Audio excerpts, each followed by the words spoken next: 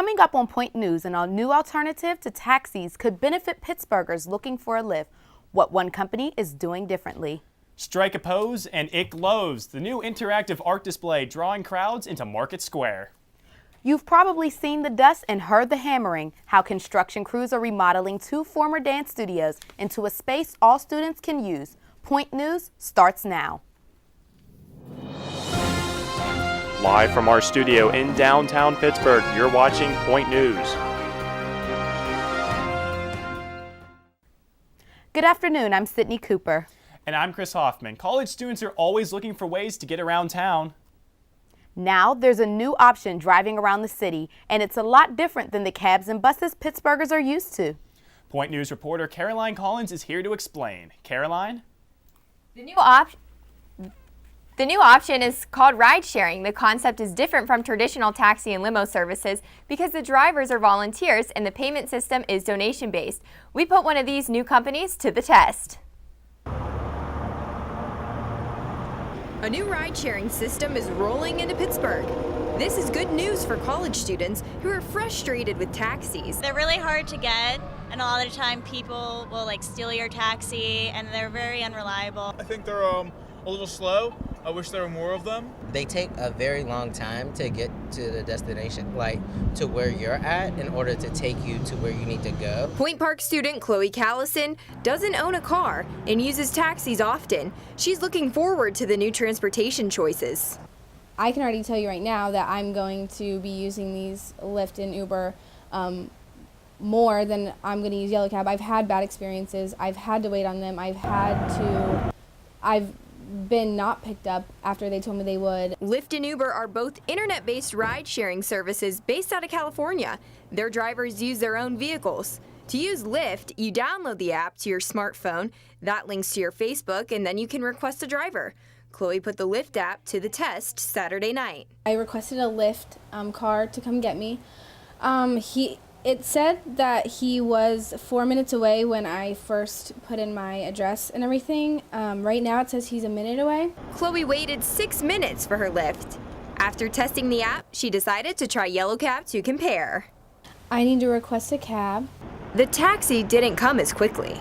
I called Yellow Cab 36 minutes ago, and I just got a call saying that they're here.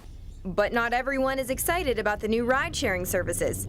A representative from Pittsburgh Transportation Group, which owns Yellow Cab, told us, quote, "All it means is increased competition. You have to worry about someone who's not playing by the rules." Rideshare competitors have raised concerns about regulation, but at a news conference last week, Mayor Peduto showed his support for Lyft and Uber and asked the Public Utility Commission to work with the new companies.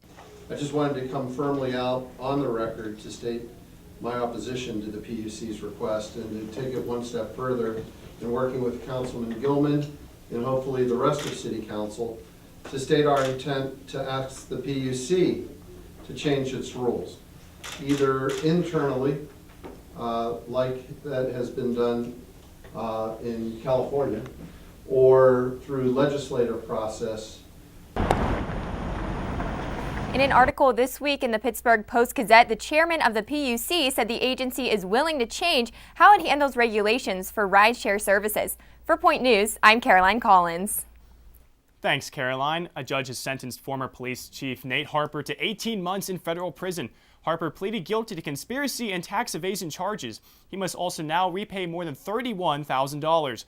Mayor Bill Peduto says it's time for the city to move forward. He issued this statement saying, quote, "With the community's support, I am committed to breaking with the past, championing ethics and accountability from top to bottom, and rebuilding a department that all city residents, including rank-and-file officers, can be proud of." The restaurant where the huge fire began in Market Square this week is getting in trouble for it. NOLA on the square will be cited after catching fire Monday morning. Flames spread to two neighboring businesses, Brugger's Bagels and Perle Champagne Lounge. Investigators say an improperly installed wood-burning oven may have caused the fire. The Pittsburgh Tribune Review says that oven is just one of the handfuls of reasons the restaurant will be cited. They say inspectors also found that a stovepipe may have been installed too close to the building's wood frame. The fire caused $1 million in damage. A new interactive art display is drawing crowds to Market Square. The exhibit has been featured across the world, but the artist chose Pittsburgh to make its North American debut. Point News reporter Tori Adams got an inside look at the new piece of art.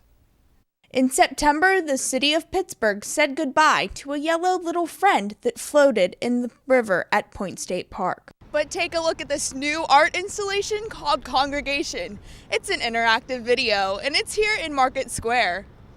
One of the goals of the Market Square Public Art Program that we put into the call for artists was finding work that could have a nighttime presence, as well as work that had some kind of interactive component. Congregation is the first exhibit of what will be a 3-year art show in Market Square. Congregation is free and runs from dusk to dawn. Congregation is designed by United Kingdom artist Kit Monkman and Tom Wexler, better known as KMA. It is currently open and continues through March 16th. We're incredibly excited, actually, because one of the really interesting things I think about this kind of work is that it's all about, there are no performers. The performers are the citizens of whatever space we put the work in, and we've seen it in China, we've seen it in various other places around the world, and it's always fascinating for us to suddenly see a whole bunch of new people with different kind of cultural expectations engaging with the work and seeing what they make of it. So yeah, we're really happy. Reporting for Point News on UView, I'm Tori Adams. Point Park students have noticed some slight changes as they're walking around campus. Following winter break, students entering the Skywalk from Lawrence Hall over to Academic found a new construction area on their way to classes. Point Park officials tell us crews are turning to 2 former dance studios into a student lounge and a multi-purpose meeting space. What we're trying to do with the lounge space is make it a little more free-flowing, because as you know, in Lawrence Hall, this whole area right over in front of the elevators kind of clogs up. And we want to make it a little more flowing so that we have better access into the Point Cafe for the students. There's also talk of the cafe offering some grab-and-go food options here. The project is scheduled to be finished just in time for graduation in May. Coming up on Point News, a downtown building is mysteriously transformed. Inside the lobby, you wouldn't recognize a thing, and that's the point. Quantum Theater's latest performance right next to campus. And drivers try to avoid them, but sometimes there's just no place to go. Hear how one student thinks potholes damaged her car. We are a social people. We share our inspiration, wisdom, creations, and memories. We share what makes us laugh and what angers us. Built on the notion of a free flow of ideas, our country thrives on the freedom of speech. Without it, who would watch over our governing powers? And how would we share our history to make a difference for the future? It's this freedom to share that gives us a reason to listen.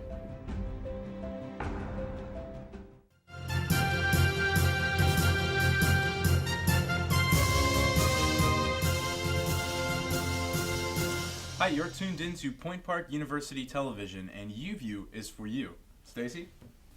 Yes, Dan. UView is for you. UView is for you.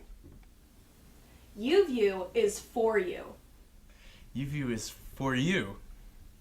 UView is for you. UView is for you. UView is for you.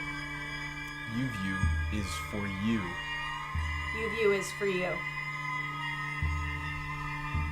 UView is for you. UView is for you.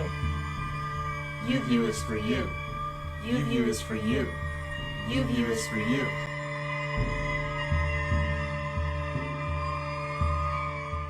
To me, freedom of speech means there are no barriers to voice opinions. Communication is key to a functioning society and relationships in those societies. I believe our forefathers gave us this right, so if concerns or problems arise, we have the right to respectively use words, aids, and body language to give our message. Compromise may not always be met, but when it does meet, it opens up the world to new ideas, relationships, and makes the world become a happier place.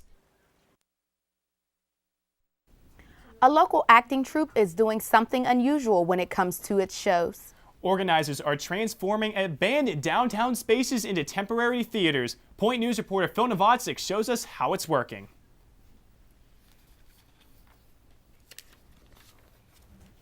Usually people go to see plays in traditional theaters or halls. That's not the case for the Quantum Theater, who held their latest performance in a downtown residency. The Carlisle is known around Pittsburgh for its beautiful condominiums. But on the first floor, a large room has been vacant for the last 2 years. The Quantum Theater saw an opportunity here and ran with it. We're often in locations that are not being used, abandoned warehouses or outside in the park, where we don't have to deal with the day-to-day workings of that location. Of course, with that location, one of the first concerns was how Carlisle residents would react to the show running right beneath them. We were respectful to them, they were respectful to us, and there wasn't any type of disturbance. It's always a little bit different coming into a working location, especially a residence. To make that go a little smoother, the Quantum Theater invited all of the Carlisle residents to the first show at no charge. The turnout was amazing. We had probably about 80 residents from the Carlisle as well as residents from other downtown residencies. Because of Madagascar's surprising amount of success, the Quantum Theater and the Carlisle Board of Directors extended the show until February 22nd. Production on Madagascar has wrapped, but the Quantum Theater's next play, titled Pantaglaze, will begin April 11th at a site yet to be determined. For more information, visit quantumtheater.com. For Point News, I'm Phil Novotzik. Intense weather is creating potholes all over the region, but it seems especially bad in Pittsburgh. Drivers are doing their best to dodge them, but that is not easy. These craters are causing huge headaches for commuters, and more importantly, causing major problems to their vehicles. But since the city budget used for fixing the roads has been reduced to $2 million, the city says some roads will not be fixed. The potholes become like a huge issue here in Pittsburgh because you can't avoid them anymore. It's impossible, and they're so bad that once you hit them, your car is just messed up. And I personally think that my car is out of alignment because I hit so many potholes in the past month. Because the weather has been so bad. It's been nonstop snow, and I think they need to come up with a better system to fix these potholes. I think it's going to be an ongoing battle, and naturally everything costs money. As everything else too, money's always tight with everything, so hopefully they find a good way to start getting things cured and maybe find a new product that'll work better. Pittsburgh Public Works crews, along with Mayor Bill Peduto, have begun filling potholes at Negley and Penn Avenues. Coming up on Point News, those spring-like temperatures were short-lived, and the cold snap is back. Your weekend outlook is coming up. Glitz and glamour taking center stage inside the Lawrence Hall Ballroom. Find out who benefited from all this fun. Freedom of speech is my right as an American to voice my opinion, or, if I choose to stay silent. I have the right to practice my religion. I have the right to publish my own works. With this right, we can be creative, innovative, and change the world. For more information, visit www.freedomofspeechpsa.org. An expression, a belief, a symbol. Freedom to worship, an unspoken word. To express yourself means standing up for what you believe in. There's a freedom to worship and a freedom to live. To speak never saying a word, to love, to let your voice be heard. The light of your own path. For more information, visit www.freedomofspeechpsa.org. Do you know all the things you can do with your student ID?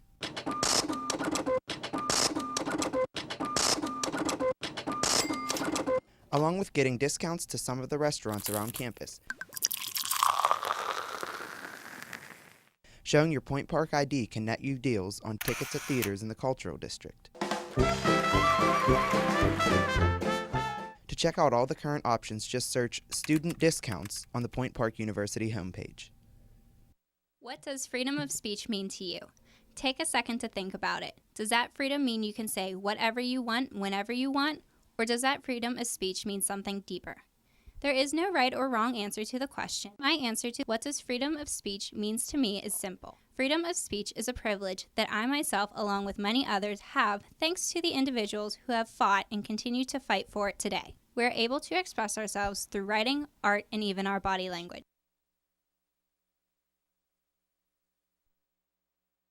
The Campus Activities Board held its annual charity ball on campus this year. The Lawrence Hall Ballroom was packed last Thursday night for the semi-formal event. Student Maria Romano, better known as DJ Rowe, got the crowd moving. In addition to food, there were psychic readings, caricature drawings, and a photo booth. The ball took place on Point Park's campus for the first time in recent years. So this is the third year that I'm in the chair of the charity ball, and we did it differently this year. We actually had it on campus. Usually we have it off campus at a different venue, but we wanted to try something different this year and have it on campus to see if it would attract more of the students. It's more convenient.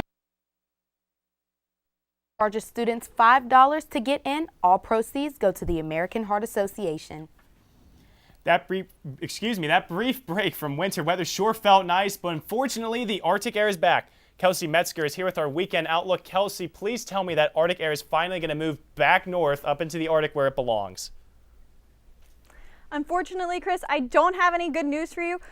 As the winter weather continues to roll into March, just looking at today, our high was this morning at 8 a.m., 21 degrees, and it only got colder from there today. But as we take a look going through the weekend, we see that Friday's 26, so a little bit warmer. Saturday is really our hope. 39 degrees, that's our warmest for this weekend, and Sunday back down to 29. So we really don't have much hope in terms of warm weather, guys. The cold weather is here to stay. But if you are sick of those temperatures I just showed you, here's a way you can escape to a tropical climate right here in Pittsburgh. Right now, Phipps Conservatory has its Orchid and Tropical Bonsai Show. Until March 9th, you can get out of the cold and snow and enjoy the beauty inside. This is a great season for orchids to be in bloom, so we have a large selection of our collection as well as some additional orchids on display, and about 28 or 29 tropical bonsai on display as well. It's really great to escape inside of Phipps and be able to enjoy spring before it's spring outside.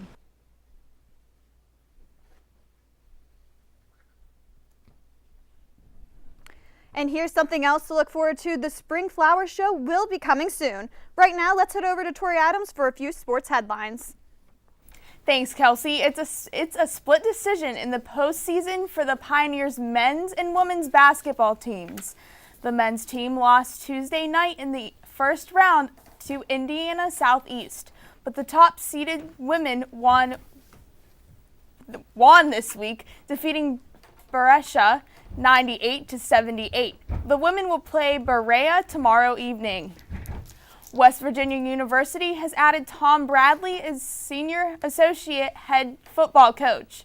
Bradley has coached for Penn State under the late head coach Joe Paterno for 33 years. He replaced Jerry Sandusky in 2000 as defensive coordinator. Bradley also took over as head coach during Penn State's last 4 games in the 2011 season. The 2014 Winter Olympics in Sochi, Russia ended Sunday. Russia won the most medals with 33 in all. As for the United States, we finished second with 28 medals.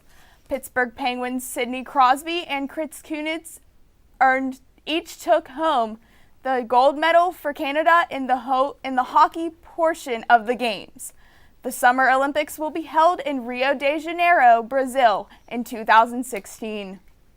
You mentioned Rio de Janeiro there, Tori. I'd really prefer to be there right now because, Kelsey, you have that weekend outlook, and it's looking dreadful. It's been cold. It's been snowy this winter. When are we going to finally see some warmer temperatures? Because you look at that Saturday's a high of 39, and that feels warm now. That is the warmest we are going to get for this weekend at least. It's unfortunate, and I know we all really want to see the nice spring-like weather come around, but it's not happening this weekend. It's actually a snowstorm coming in Sunday into Monday, so if you can't hope for warm weather, maybe you can hope for a delay.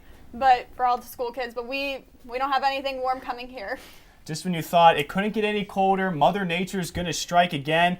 And, well, that's going to do it for this week's Point News. Join us again next Thursday live at 2 p.m. Have a great weekend, everyone.